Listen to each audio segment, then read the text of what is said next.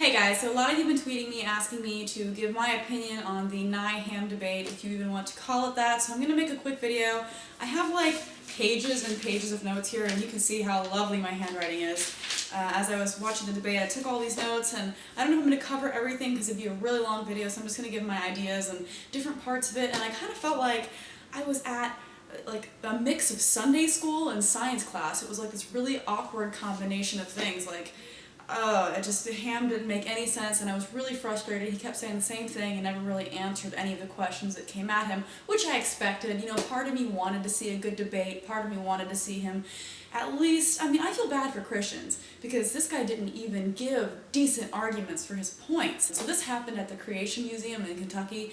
I think most of the people in the audience were probably on Ham's side, because they would just like clap at things that he said, and like Bill Nye would make a great point and like silence.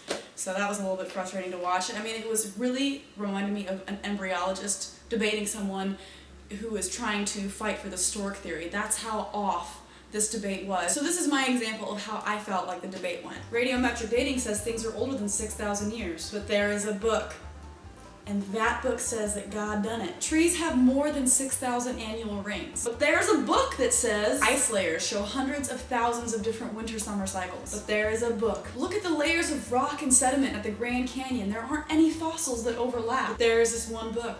I don't know if you heard of it, but it says after the flood you would need to see 11 new species every single day in order to account for the diversity we see today. But there's a book. Carbon dating. Magic. Plate tectonics. Magic. Universe expansion. Magic. The fossil record. God. Well, that pretty much sums it up, and that's the end of the debate. Next week, Bill Nye will be teaching calculus to those who don't believe in math. Now, Ham starts off by saying that secularists have hijacked the word science, and that we're imposing the religion of naturalism onto our kids in school, and that we're not including the supernatural. Like, that's worthy of being taught in a science class. There's a difference between science and religion. In science class, you should teach science. If you want to give different mythologies, then you do that in a religion class, and you present creationism of every different religion, not just yours. But that shouldn't be taught in a science class, and creation is not a theory. A theory is not just a word you can just throw around. It takes a lot of work to get to the point of being able to call something theory. I'm sure you've heard it a billion times,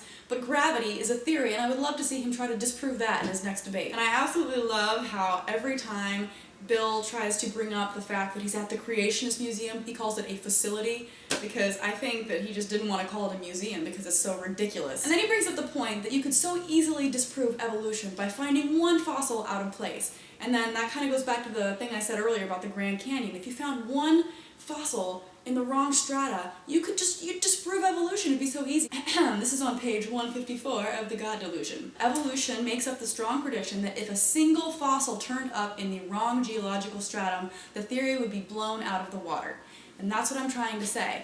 If you could do that, you would win a prize. You would be a hero. If you want to prove evolution wrong and you think that it's stupid, then by all means, go out and find that fossil, and like Bill Nye said, write your paper. Then Ken Ham goes on to do something so idiotic, I can't even believe that he went this route. He showed a bunch of different scientists who agreed with him, who are creationists, and he used the fact that these people were smart and they were accomplished in the scientific field, and also agreed with him, that he used that as evidence that his claims are true. Now, I knew a doctor growing up, one of the smartest people I've ever met in my life, just brilliant. He had this theory that aliens were among us, and they were walking around as people. And the reason that you could tell they were aliens was because they had a very weird smell. And he asked me, he's like, have you ever smelled someone that just smelled awful? Yeah, lots of people smell like ass, but that doesn't prove that they're aliens walking around in human form. But he was a doctor, and very, very smart. So that apparently to Ken Ham would be evidence that aliens are just smelly people. A recurring theme of the debate on Ken Ham's behalf was he kept bringing up this difference between, physical versus historical evidence in science, which just makes absolutely no sense to me. Because if something is scientific now, it was scientific then. And anytime Nye tried to bring up facts to show him why we think the Earth is older than 6,000 years, he would say the same damn thing every time. Well, were you there? We are trying to use present-day knowledge to understand things that happened in the past, and we're using very scientific processes to get there, okay? And we don't have all the answers, and that's something that Bill Nye even admitted. We don't have all the answers, but that's what science is doing. Science is working to find those answers, and what we're not doing is making up a story so that we feel better about our ignorance. We're not saying, well, hey, God of the gaps, we don't know, so God done it.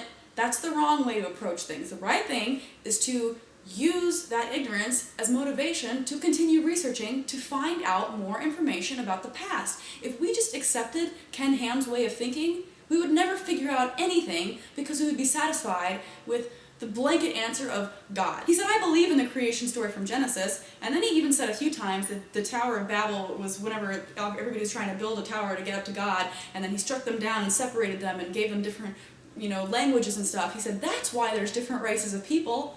Really? Like, this guy is completely insane. And then Jesus came and saved us, and this is how everything is explained. That's how we got here, and that's why there's different races of people, and that's why there's different languages. And you should believe all that. But evolution, that's bullshit. And at one point, Ken Ham said, you're assuming things about the past that aren't necessarily true. This was something that a creationist said to a scientist. Irony. And then we have to get into Noah's Ark. I already made a comprehensive video debunking Noah's Ark and why I think it's a load of crap. I will put a link here if you want to go check out my video talking about Noah's Ark, but they had to bring it up anyway, so they're talking about Noah's Ark, and Bill Nye brought up that, okay, so you've got these animals originating in the Middle East, and they're going to travel to Australia, so we're using the kangaroo as an example. You don't see any fossil records anywhere in between the Middle East and Australia. It's just in Australia. So apparently these animals came from Australia to the Middle East, got on the Ark, lived on the Ark for a year, then got off the Ark, traveled all the way back to Australia, and left nothing in between. Just, I guess it was the same pair of kangaroos and they just managed to, no one died in between. And I also said that there's been 4,000 years since the flood, and now we have 7,000 kinds of animals. And the lowest estimate is that there's 8.7 million species today. But a more reasonable estimate would be around 50 million, so he's compromising at 16 million. So there's 16 million-ish species of animals today. You would have to find at least 11 new species every day over the last 4,000 years. So over the last 4,000 years, every single day, you would walk outside and see 11 different new species. So hey, look, there's a new bird that I've never seen before. Hey, there's a new fish that I've never seen before. Every day, that would have to happen to account from us going from 14,000 or 7,000 different kinds to 16 million. That's just completely ridiculous, not to mention that Noah and his family, however many, like 8 people were on the Ark, had to take care of 14,000 animals. And if you go through the Creation Museum, this guy has dinosaurs on the damn boat. Like, it's just so ridiculous, the whole thing. And Bill Nye said this next thing a few times throughout the debate. He said that real theories can predict something. What can creationism predict? It can't predict anything. What we have in evolution can predict a lot of things in the future. Dating methods that we use to estimate the age of the Earth can be used in the future. Real theories can predict things. He has nothing. And what about all the religious people who don't agree with you? He brought that up a few times. There's so many religious people all over the world who don't have this, like, young Earth creationist mentality because they've accepted science, and modern day thinking, and they're not just closed-minded to everything. What about all those people? Ken Ham pretty much said, well, they're all wrong. Unfortunately, they've got that part wrong. More irony, in response to Bill Nye saying that these dating methods are widely accepted by people, Ken Ham says, just because a majority believes something doesn't make it true. And I just love it that that a Christian is saying this to an atheist. And then later, when they're talking about morality and consciousness, Ham decided to say, if there's no afterlife, what's the point? What a great philosophy. If there's no afterlife, why be good? Why enjoy life? Why try to do anything positive? Because what's the point? If I'm not going to get some giant reward at the end of the day, then what is the point? There's no meaning to my life. I give up. That's just a great philosophy to live your life by. I want to do good things so that I get good things because I'm a selfish asshole. Not I want to do good things to better the world that I live in because we only have one life to live and we should embrace that and try to make it the best life that we can. But instead, no, what's the point? Then my favorite question came up. What, if anything, could change your mind? Ken Ham pretty much said, nothing. Evidence would change my mind. If you could provide me evidence contradicting what I believe, I would accept that. And that is the beauty of science, and that is the wonderful thing about scientists, because you have to be humble. You have to have this humility to say, if you present me with something that contradicts what I believe, I will change my mind. I will accept the evidence for what it is, and admit that whatever I had in my mind before was wrong. Because there's not an emotional attachment to evidence. It's just there, it's evidence. I believe what I believe because X, Y, and Z. If you say, hey, it's not X, Y, and Z, it's A, B, and C, and then X, Y, and Z, and a whole bunch of letters in between, it's like, oh yeah, okay, I'll take that. But with religion, it shuts that out for a lot of people. People like this guy, people like Ken Ham, it's like, well, nothing can change my mind because I know God done it.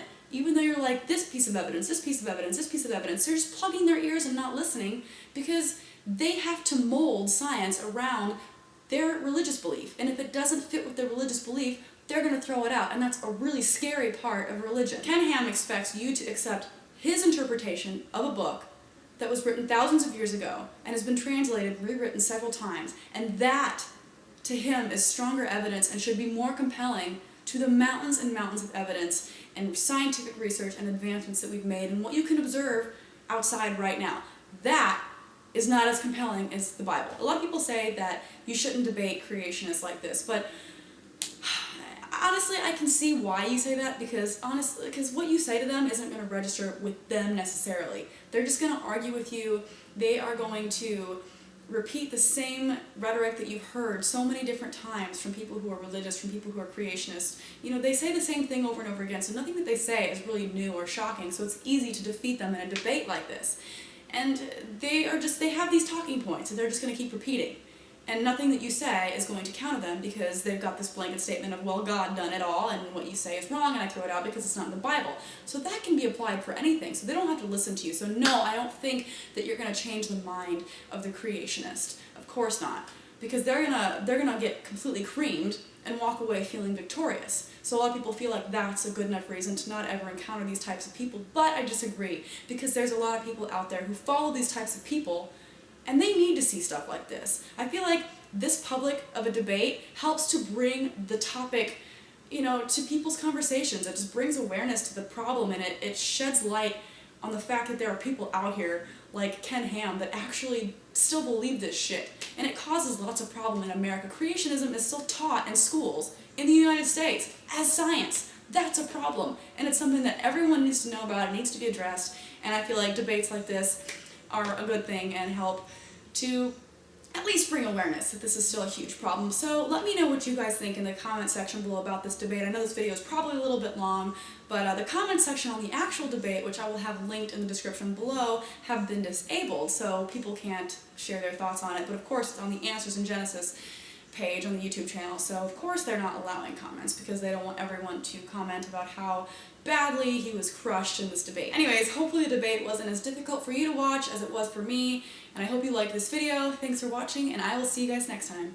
Bye! There's no God, he doesn't exist, so don't try to save me. Use your fucking brain and leave us all alone. Subscribe!